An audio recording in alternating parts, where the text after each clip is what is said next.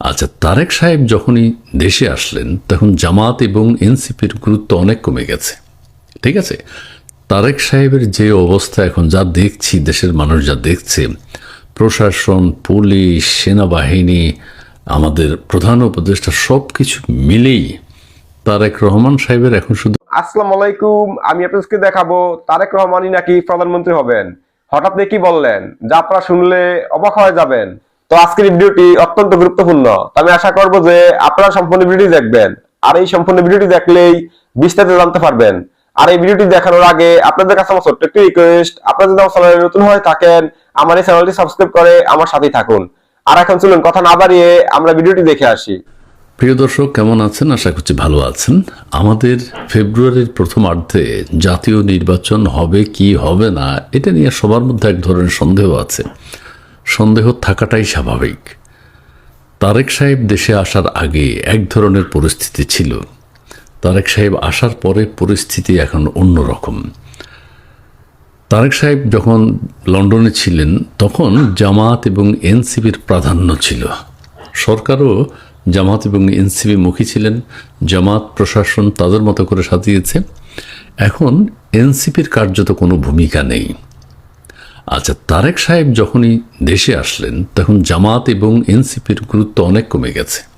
ঠিক আছে, তারেক সাহেবের যে অবস্থা এখন যা দেখছি, দেশের মানুষ যা দেখছে, প্রশাসন, পুলিশ, সেনাবাহিনী, আমাদের প্রধান উপদেষ্টা সব কিছু মিলেই তারেক রহমান সাহেবের এখন শুধু শপথ গ্রহণ করা বাকি। তিনি প্রধানমন্ত্রী আছেন। তার যে প্রোটোকল, তার যে বুলেট প্রুফ গাড়ি, সব কিছু দেখলে তো মনে হয় যেন প্রধানমন্ত্রী। সো এখন ডক্টর ইউনূসও কিন্তু আবার বিএনপির দিকে একটু ঝুঁকে গেছে, যে কারণে জামাত দিশেহারা। জামাত 1 তারিখে জামাতের আমির বিএনপি অফিসে গেছে। জামাতের সাথে বিএনপির কিন্তু এখন সাপে নেমড়ে অবস্থা। গত 11 মাস যাবৎ ভালো সম্পর্ক নেই। সো এক দল আরেক দলকে ছেড়ে কথা বলে না।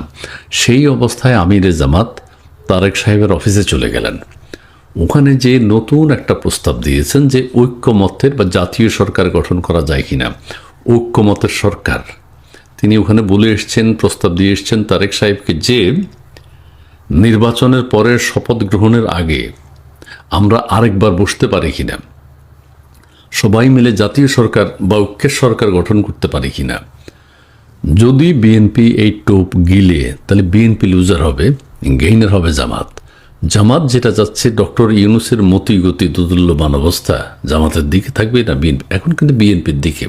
কারণ জনসমর্থন যেভাবে দেখেছে, আওয়ামী লীগ তো নাই। এদিক দিয়ে আন্তর্জাতিকভাবে বলা হচ্ছে যে অন্তর্ভুক্তিমূলক যাতে নির্বাচন হয়, সেটি কেমন হবে সেটা আমি এখন বলছি না। আমার প্রসঙ্গ হচ্ছে এখন তারেক রহমান সাহেব যদি জামাতের সাথে আবার হাত মিলায়, তাহলে ওই যে একটা সমালোচনা আছে জামাতের যুদ্ধ অপরাধী, বিএনপিও এতদিন বলছে যুদ্ধ অপরাধী, এই মাসখানেক আগ থেকে বলা শুরু করেছে। আচ্ছা, জামাত তো সেটা জানে, তো বিএনপিও এখন বলছে। এই অবস্থার মধ্যেও কিন্তু আমিরে জামাত বিএনপির অফিসে গেছে। ঐক্যমত জামাত গেইনার হবে কিভাবে? তারা সরকারে ঢুকে যাবে, বিএনপি তো মেজরিটি পাবে, বিএনপি সরকার গঠন করতে পারবে। এবং বিএনপি স্ট্যান্ড হওয়া উচিত এখন যে না, কারো সাথে না, আমরা নিজেরাই সরকার গঠন করব। সেটা যদি হয় বিএনপি গেইনার হবে। এই ছাড়া যদি জামাতকে ইনক্লুড করে, জামাত সেটাই চাচ্ছে। তারেক রহমান, আমি আবারও বলি, তারেক সাহেব আসার আগে কিন্তু জামাত এনসিপির প্রতি ডক্টর ইউনূস খুব দৃশ্যত যেটি বোঝা যাচ্ছে যে ওদের উপরেই পার পেয়ে যাবেন, সেটা পেতেন। কিন্তু বিএনপির জনপ্রিয়তা দেখে এখন ইউনূস সাহেবও মনে হয় যেন তারেকপন্থী, বিএনপিপন্থী, বিএনপির শীর্ষ নেতা মনে হয়। সমস্ত কিছু যেইভাবে আয়োজন করে করছেন, এটা তো তাই প্রমাণ হয়। আচ্ছা, ইউনূস সাহেব চাইবেন যে বিএনপি যদি ক্ষমতায় আসে, ওই নিশ্চয়তা চাইবেন যে এখন অন্তর্বর্তীকালীন সরকারে যারা আছে, যারা আছে তাদের কোনো অসুবিধা হবে না, তারা দেশেই থাকবে বা বিদেশে চলে যাবে, এই ধরনের কিছু একটা হতে পারে, সেফ এক্সিট বা সেফলি দেশে থাকা। জামাত আসতে পারলে তো ওনাদের, জামাত তো এখন এক ধরনের ক্ষমতায় আছে, সেটা কিন্তু কিছুটা ম্লান হয়ে গেছে। বিএনপির যে আধিপত্য, বিএনপির যে জনপ্রিয়তা, সেই কারণে ডক্টর ইউনূস সাহেব যদি নিশ্চয়তা পান, তাহলে বিএনপির দিকে 100% ঝুঁকে যাবেন এবং নির্বাচন হবে, নির্বাচন তারা করে ফেলতে চাইবেন। ঠিক আছে, নিশ্চয়তা যদি হয় নির্বাচন করে ফেলতে চাইবেন।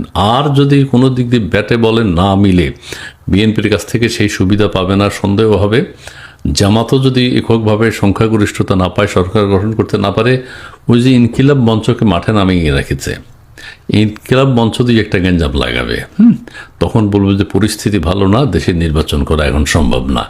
এই ধরনের ধান্দাবাজিও আছে। এটা হলো ভিতরের অবস্থা বললাম।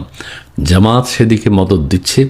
পিআর পদ্ধতির কথা এখন বলো না কেন? ইসলামী দলগুলো বলছে না পিআর পদ্ধতি ছাড়া কোনো নির্বাচন হবে না। তো এখন কই? এখন বিএনপির সাথে যদি ব্যাটে বলে ওরা মিলাতে পারে, বিএনপির সাথে যদি ঐক্য করা যায়, ওরা পিআর পদ্ধতি কথাটা তুলবে না।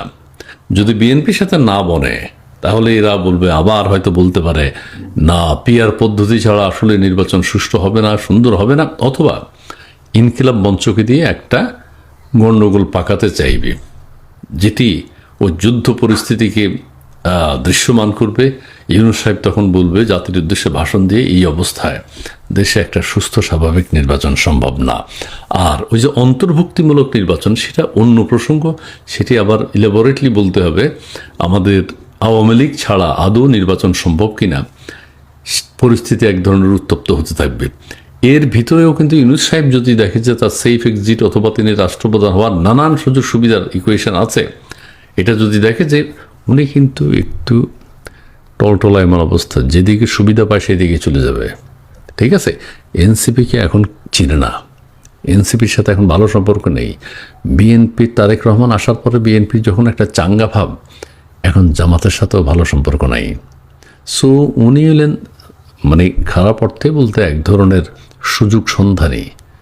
বিএনপির কাছে যদি ফেভার পেয়ে যায়, রাষ্ট্রপতি যদি ওনাকে করে দেয়, উনি যদি আরও 50 বছর থাকতে পারে, সেই চিন্তা ভাবনায় উনি আছেন।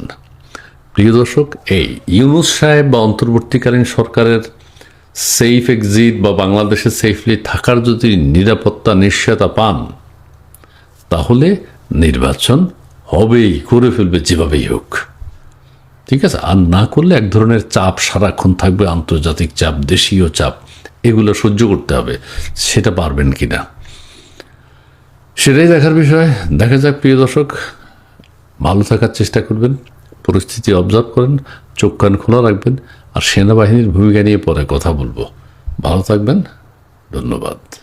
তো আমি আশা করছি যে আপনারা সম্পূর্ণ ভিডিওটি দেখেছেন। তো আপনাদের যদি বিষয় নিয়ে কোনো মতামত থাকে, আমাকে অবশ্যই কমেন্টে জানাবেন। তো আমি এখানে ভিডিওটি শেষ করতেছি। তো দেখা হচ্ছে পরবর্তী ভিডিওতে। সেই পর্যন্ত সবাই ভালো থাকবেন, সুস্থ থাকবেন। আল্লাহ হাফেজ।